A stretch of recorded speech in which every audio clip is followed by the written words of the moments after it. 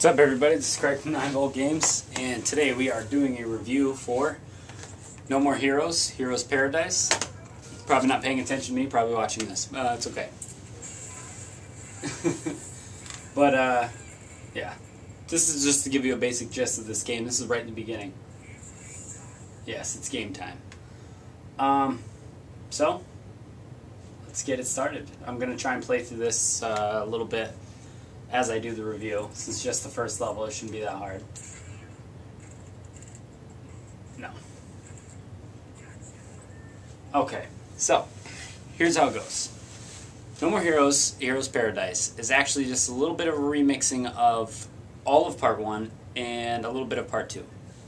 Now, if you haven't played No More Heroes 1 or 2 for the Wii, I would definitely suggest picking this up if your only option is the PS3. However, just to get this out of the way right now, if you have a Wii, buy No More Heroes 1 and 2 for the Wii. You can get it for the same price that you can buy this game, and it's both complete games, so it's $40 either way. I only say that because right now I'm playing on the PlayStation 3 controller, which works just as well as the Wiimote 2, or the Move, which is what I've been playing it on.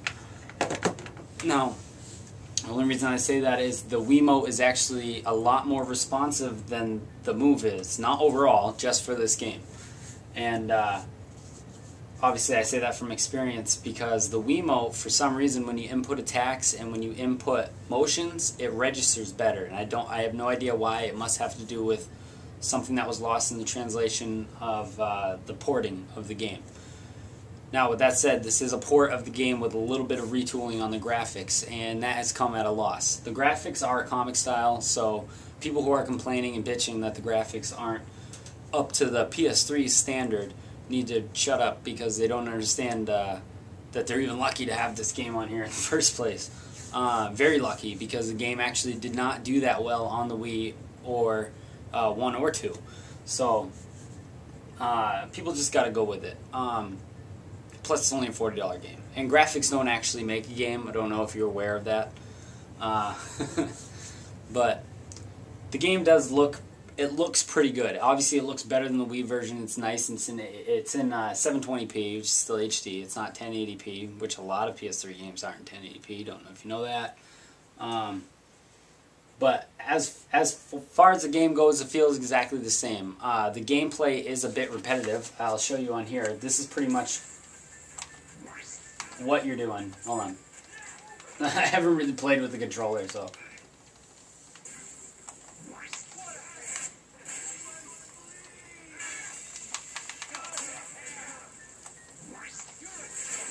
You do a lot of that until you get to the boss, and that's pretty much it. So I'll give credit where credit's due with people saying that the game is repetitive. The game is super repetitive. And the only saving grace you get from the repetitiveness is the fact that you do get to upgrade your weapons. And then upgrading your weapons, obviously, you make Travis more of a badass. That's a nice little combo.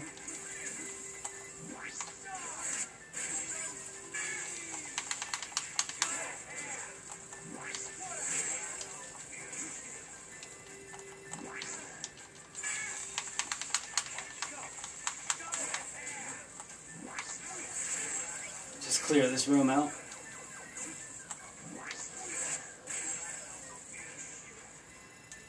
So yeah, like I said, that is what you do until you get to the boss. And like I said, the saving grace of the game is the story and the characters, because each boss is so... You only get to talk to them in the game for about 5 minutes apiece, with the beginning video and the end video of each boss, but so much detail of each boss is packed into the dialogue that you feel like every boss of the game could have their own game because they're such unique characters, like Dr. Peace, you know, Shinobu, Destroy Man. They're all, even what's her name, Jean, whatever, and Bad Girl. Bad Girl is definitely the best character in the game. Don't fall for a trick. That's all I'm going to tell you for that. But definitely the narrative, the story, and the characters take this game where it needs to go. So it's one of those type games. So if you're solely in it for gameplay, you may not get what you want out of this game. That's probably why it's so on the fence with reviewers. But other than that, that's really all I can say about the game. If you like a good story, you like good character development, because Travis definitely goes from being nothing to a hero. That's the point of the game. Well, an anti-hero, really. And as for the story that I keep talking about, the story is, I'll tell you a little bit, I won't tell you the whole thing. But the story is that Travis gets roped into going to join an assassinations organization called the UAA. And he basically goes into it because he has no money, and he wants to bang the chick who runs it, his associate, Sylvia. So he works his way up the ladder that way. You start at number 11 because you kill Helter Skelter, and then you kill number 10, and Dr. Peace is number 9. That's the one I originally wanted to show you the video of. I think that Dr. Peace was great. Actually, you know what? I'm going to end the video with Dr. Peace, actually. Let's quit this. I think Dr. Peace is actually one of the best characters in this game, just because there's so much said, and since it's right in the beginning, it gives you a good feel. This game is very Japanesey, very, but it pokes fun at itself for being like that.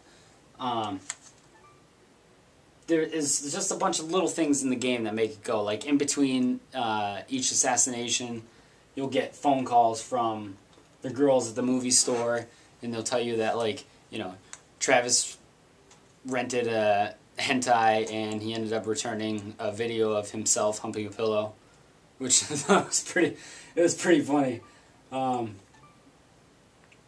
But yeah, this is a very E one. That's how you save, by the way. You save on the toilet. Yes. But definitely, this is a stepping stone. If you ever play Killer 7, it goes Killer 7, and then it goes to No More Heroes, and then it goes to Shadows of the Dam, which everybody loves Shadows of the Dam who played it. This definitely has the best narrative out of any of them. And I'm going to keep saying that because I really want to drive it home that there are two type of gamers that I figured out. They said that I figured out, not two type of gamers. Ones who like run and gun, that's pretty much it, a gameplay junkie, and a story junkie. And this is definitely for the story junkie. This is a one-of-a-kind story. It's completely original. Here. I want you to hear the Dr. Peace thing just because it gives you an insight of what the game is like.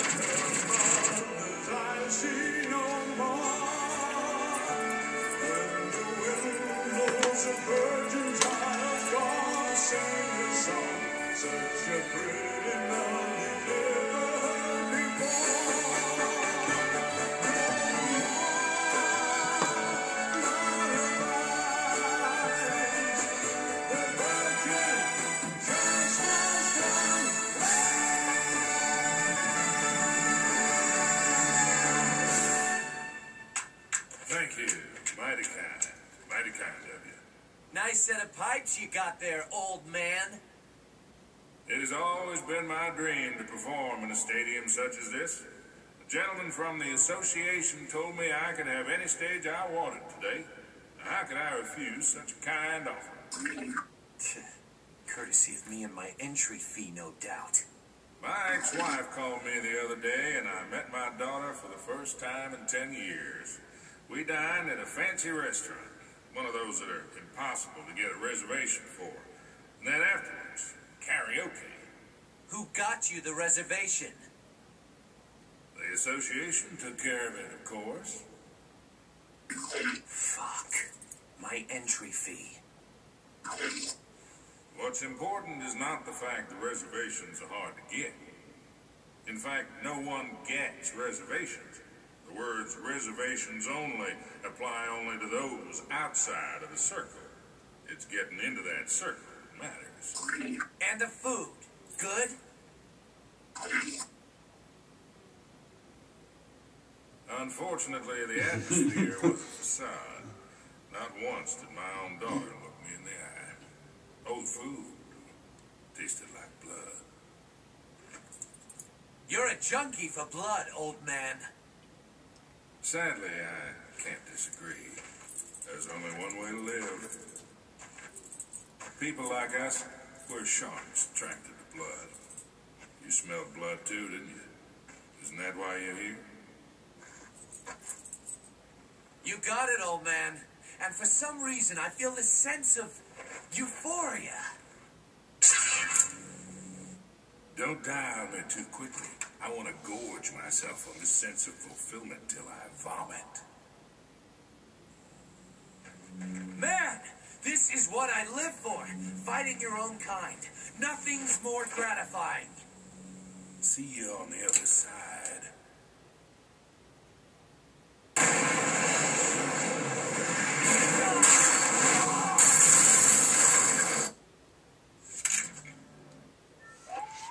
So that, I'm not saying that's the highlight of the game, but that's what you are looking forward to in the game. So definitely, if that's your type of deal, then this game is a definite buy for you. So let me do a rundown real quick. The pros of the game. It's $40. It's a PlayStation Move game that is not a sports game or some weird, corny gimmick game. It works pretty well on the Move. It works better than the controller does, I feel. And just the game itself overall is great if you can get past the repetitiveness. Cons of the game. It is repetitive. Another con is that the transition from the Wii, since it wasn't built from the ground up for the PS3, the transition, it made a little cost to the graphics. Not the way that they look, that there's sometimes graphical glitches. And like I said before, I'm not one to say that graphics make a game, but when it interferes with a cutscene or something, it's kind of distracting and takes away from it. And the other thing is, if you have a Wii, and this is the big con, is that if you have a Wii, you can buy No More Heroes 1 and 2 and have the complete, series for the same price that you can buy the PS3 version. So, I would give the Wii version a perfect score, but I'm going to go ahead and give the PlayStation 3 version I'll give it a 4 out of 5 stars. Only because I've played it on the Wii before, and it moved a little bit better. And trust me, I am definitely not a fanboy for the Wii. But thank you guys for watching. I hope you guys actually picked this up. I would like to have some more challenge on the leaderboards. There are online leaderboards. I didn't even discuss that. There are some extras in this game. Not enough to sway you to buy this over the other one, but there's online leaderboards, and there's a couple extras like Score Attack, and there's naughty picture viewer. But yeah, so definitely check the game out. I think it's worth it. If you don't have a Wii, please go buy this game. We need more games like this to have good sales. So thank you guys for watching. Have a good night.